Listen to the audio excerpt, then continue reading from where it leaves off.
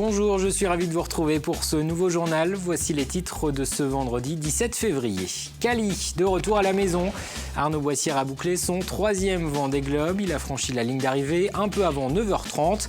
Le skipper de la Mickaëline termine 10e de cette édition 2016-2017. Arnaud Boissière qui a été ovationné à son arrivée au Sables d'Olonne. Beaucoup d'ambiance donc, assurée notamment par son sponsor vendéen, la Mickaëline. Mobilisation autour d'une famille tchétchène dans le pays de Pouzauges. Ses 5 membres sont menacés d'expulsion.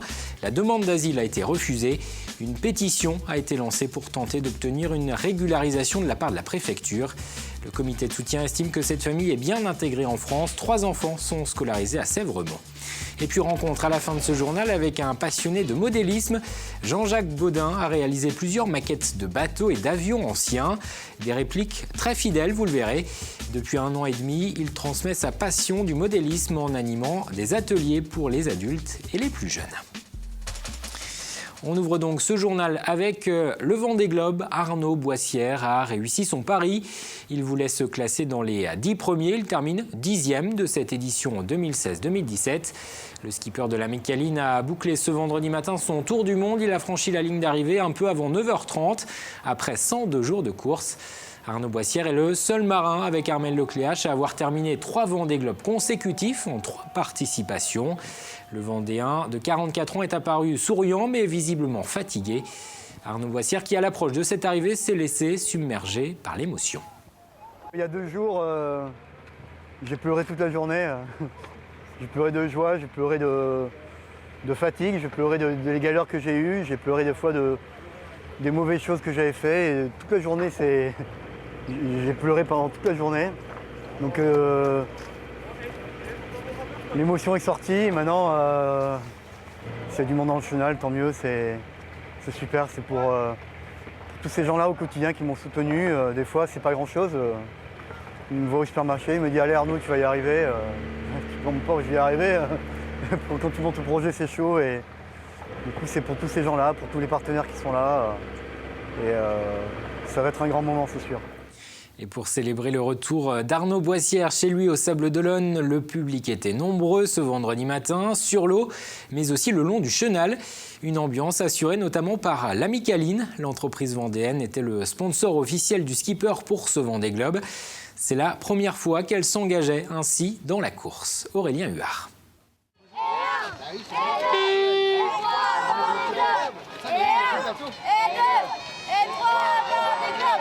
Et 1, et 2, et 3 Vendée Globe. Voilà le slogan qui aura rythmé cette belle arrivée ensoleillée d'Arnaud Boissière. Au pied de la tour d'Arindel, plusieurs salariés de la Mickaëline, sponsor principal, étaient réunis pour accueillir celui que l'on surnomme Cali. Quelques minutes avant, c'était distribution massive de drapeaux et de cookies. On est super ravis d'accueillir Arnaud pour son 3e Vendée Globe consécutif. Donc on est tous là à l'accueillir et on est super ravis et heureux de le retrouver parmi nous. Et fiers de lui surtout. Il fait un super temps, il y a du monde, donc on est chaud là. Type distribution de drapeaux, de cookies pour l'accueillir. Donc c'est du vrai bonheur pour tout le monde en fait. Et c'est génial, on l'a suivi au quotidien au niveau de l'entreprise. Tout le monde était derrière lui, on le montre encore aujourd'hui. Vous allez voir tout à l'heure plein de petits drapeaux jaunes, des banderoles partout. Donc c'est plutôt génial pour lui. Des supporters qui ont salué la performance d'Arnaud Boissière de boucler un 3e Vendée Globe consécutif, une série que seul Armel Lecléache avait réalisée jusqu'à présent. Le skipper profite pleinement de sa remontée du chenal avec beaucoup d'émotion mais aussi beaucoup d'envie et d'ambition pour la suite. C'était pas un secret, hein. La Mickaëline, ils savent que je voulais déjà avant de partir, repartir. Mais je tenais absolument à faire un bon Vendée Globe. Pour moi, j'ai fait un bon Vendée Globe aujourd'hui. C'est ce que je voulais faire, c'est le finir. On me dit de le finir pour entrer dans l'histoire parce que j'en ai fini 3 d'affilée, c'est pas ça, c'est le finir, c'est important de le finir.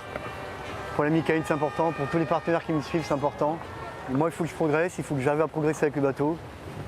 Et un 4e Vendée Globe pour faire mieux que 10e, faire mieux que 8e et faire mieux que 7e, tout simplement. Reste à savoir si cette nouvelle campagne se fera sous les couleurs de la Mickaëline. Avant de lancer les discussions sur la prochaine édition, Cali a pu profiter d'un des produits de son sponsor en dégustant un éclair au chocolat. Arnaud Boissière a donc été largement applaudi lors de la remontée du chenal des Sables d'Olonne. La foule était d'ailleurs beaucoup plus importante que lors des arrivées de ces derniers jours. Dans le public, des habitants des Olonnes, mais aussi des touristes actuellement en vacances dans la région. C'est le local de l'étape, donc effectivement, en tant que Sablé, nous le suivons avec beaucoup de plaisir. À fond pour Arnaud, on le suit depuis 14 mois, c'est trop génial quoi. On est très heureux de venir partager ce moment-là avec lui. À l'école, on travaille sur le Vendée Globe. Et puis j'avais envie de le voir, puis on est en vacances. Je l'ai suivi un petit peu et c'est surtout pour ma fille qui a suivi le Vendée Globe avec sa classe. Et puis donc on vient voir Arnaud et puis Fabrice Amédéo demain. C'est émouvant, je veux dire il y a de l'attente mais ça vaut le coup. Et après cette arrivée d'Arnaud Boissière, il reste 8 skippers encore en course. La délivrance est proche pour Fabrice Amédéo qui passe ses toutes dernières heures en mer. Le skipper de Newrest Matmut devrait franchir la ligne d'arrivée plus tôt que prévu dès ce samedi matin aux alentours de 8 ou 9 heures.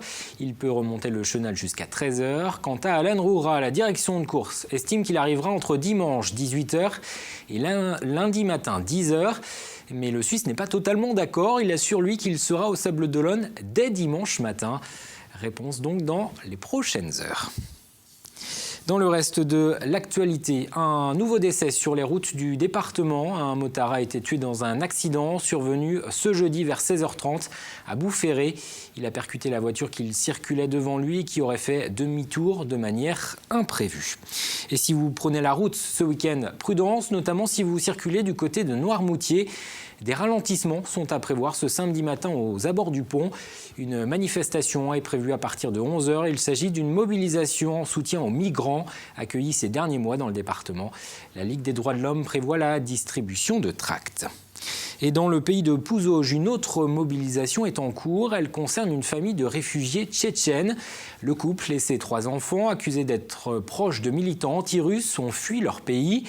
La famille s'est installée il y a 1 an à Sèvremont, où elle est hébergée par la mairie. Une famille qui s'est agrandie avec la naissance de 2 enfants. Les 3 plus grands sont scolarisés dans la commune. Mais la France a rejeté la demande d'asile et désormais cette famille tchétchène est visée par une obligation de quitter le territoire. Un comité de soutien vient de lancer une pétition pour tenter d'annuler cette expulsion. Élodie Pépin. Depuis presque 1 mois, cette famille originaire de Tchétchénie vit avec la peur au ventre. Elle est sous le coup d'un arrêté d'expulsion et leur ultime recours a été rejeté le 25 janvier dernier par le tribunal administratif de Nantes. J'ai peur de sortir sans papier. En fait, on a peur d'aller tous ensemble dehors, on a peur d'aller partout.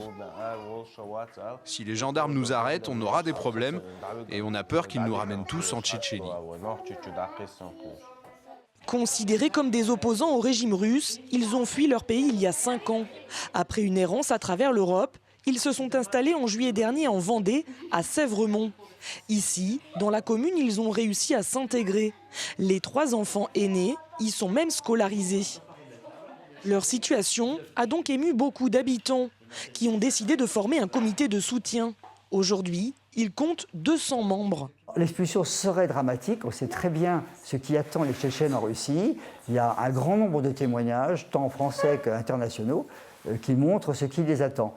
Sans doute la mort pour le papa et des conditions inimaginables pour la famille qui resterait. C'est malheureux qu'il n'y ait pas suffisamment de preuves de ce qui leur est arrivé, mais quand on fuit son pays la nuit pour échapper à la mort, on ne pense pas à emmener des preuves administratives. Car leur demande d'asile a été refusée, faute de preuves suffisantes. Aujourd'hui, l'association Ami, qui suit cette famille, ne baisse pas les bras. Avec le comité de soutien, elle a lancé une pétition sur Internet pour dire non à l'expulsion. Ce qu'on espère, c'est qu'on puisse en fait obtenir une régularisation par le travail, puisque le papa a trouvé un travail. Et cette régularisation, ça permettrait donc à la famille de pouvoir vivre dignement, parce qu'actuellement, la famille ne vit qu'avec 75 € par mois. Leur seul souhait, c'est de s'intégrer et de s'enraciner ici. Le contrat de travail est là, avec la demande d'autorisation. Le 24 février prochain, la famille est convoquée à la préfecture. Des membres de l'association l'accompagneront. Objectif, insister auprès des pouvoirs publics en présentant une nouvelle fois le contrat de travail du père et la pétition qui compte aujourd'hui un peu plus de 1800 signatures.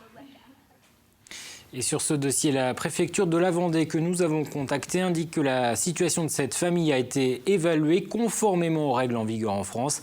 Elle rappelle que toutes les demandes d'asile rejetées ont été validées par la justice. La préfecture indique par ailleurs qu'aucun fondement juridique ne peut justifier la régularisation de cette famille. Cette semaine se tenait la journée internationale du cancer de l'enfant. Chaque année en France, 2000 nouveaux cas sont recensés. Pour sensibiliser le public, des animations étaient proposées place Napoléon à La Roche-sur-Yon. Un événement organisé pour la première fois par la Ligue contre le cancer. L'idée était aussi d'offrir un moment de détente pour les enfants malades et pour leurs frères et sœurs. L'enfant qui est atteint, bien sûr, ça peut être très difficile, mais c'est surtout aussi les proches et la fratrie. Car souvent, la fratrie se sent un peu délaissée parce qu'eux ne sont pas malades et je pense qu'ils se sentent culpabilisés par le fait que leurs frères ou leurs sœurs sont dans cette maladie. Image et interview signée Pierre Dalissu. On passe au sport avec d'abord en cyclisme le circuit des plages. Lors de la 4e étape ce jeudi aux Achars, c'est Frédéric Guillemot qui s'est imposé. Le coureur de l'équipe Côte d'Armor Cyclisme est sorti du peloton 1 km avant la ligne d'arrivée. À noter que plusieurs coureurs ont chuté dans le sprint final. Au classement général, Damien Gaudin est toujours leader. Prochaine étape de ce circuit des plages ce samedi à Châlons. Parmi les autres rendez-vous sportifs du week-end en hockey sur glace, le Ogli accueille ce samedi à la patinoire Arago l'équipe d'Anglet. Ce sera à partir de 18h30. Les Vendéens restent sur 2 défaites consécutives et sont actuellement 6e du classement. Les Basques, eux, sont 3e. En basket en National 1, Châlons va tenter de renverser le leader du championnat, Quimper. Coup d'envoi de la rencontre ce samedi à 20h, salle Michel Vrignot. Au match aller en Bretagne, les Vendéens s'étaient inclinés. Et puis en football, les joueuses de La Roche-sur-Yon poursuivent leur aventure en Coupe de France. Elles affronteront dimanche sur la pelouse du stade de Saint-André-d'Ornay l'équipe de Juvisy. Ce sera à partir de 14h30. En jeu, une qualification pour les quarts de finale. Je vous propose maintenant de découvrir une activité qui demande de la patience et de la minutie. Il s'agit du modélisme. Jean-Jacques Baudin fait partie de ces passionnés capables de passer plusieurs mois, voire plusieurs années sur un même modèle. Chez lui, à Angles, il réalise principalement des maquettes de bateaux et d'avions anciens. Des répliques fidèles puisqu'il n'hésite pas à s'appuyer sur les plans d'époque. Une passion pour le modélisme que Jean-Jacques Baudin a décidé de transmettre. Depuis 1 an et demi, il anime des ateliers. Rencontre signée Cyril Guillet. Depuis qu'il est à la retraite, Jean-Jacques Baudin passe ses journées dans son atelier, une passion pour le modélisme que son père lui a transmis dès son plus jeune âge. Parmi les réalisations dont il est le plus fier, on trouve ce caboteur à voile des années 20 qui a nécessité plus d'1 année de travail. C'est un bateau que j'aurais bien voulu construire propre main et puis de partir et naviguer sur les océans.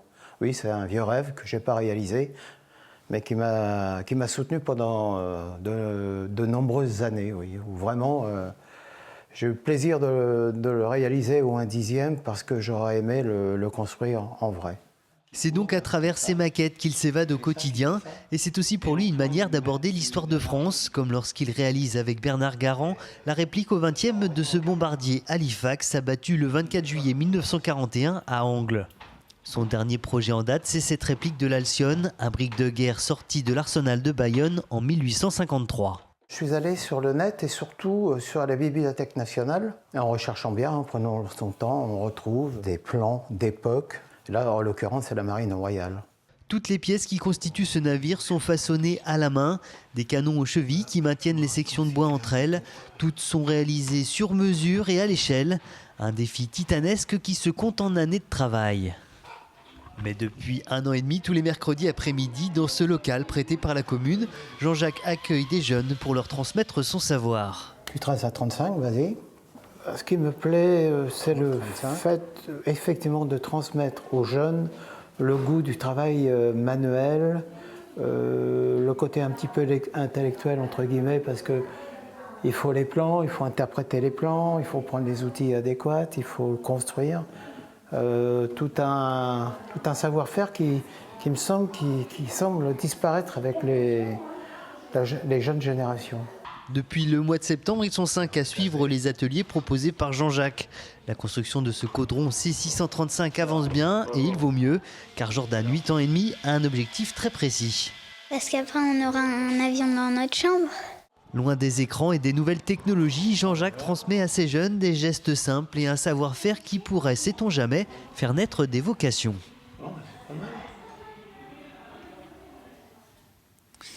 Jetons un coup d'œil aux prévisions météo pour ce week-end. Ce sera plutôt agréable avec de belles apparitions du soleil. Quelques passages nuageux à prévoir. Les minimales seront encore un peu fraîches. Les maximales, elles, devraient approcher les 15 degrés. Le bulletin complet, c'est dans un instant avec Fanny Poirier. C'est la fin de cette édition. Merci de l'avoir suivi. Les programmes continuent sur TV Vendée. Cette semaine, dans Le Débrief, Carl Laboureux et Hervé Leroc reçoivent Valentin Josse, conseiller départemental et maire de Mouilleron-Saint-Germain, ainsi qu'Yves Lequelec, président de l'association Vendée Nature Environnement. Parmi les sujets évoqués, la loi littorale, mais aussi le Tour de France qui partira en 2018 de Noirmoutier. Lundi, c'est Apolline Laurent que vous retrouvez pour le journal. Je vous souhaite un très bon week-end.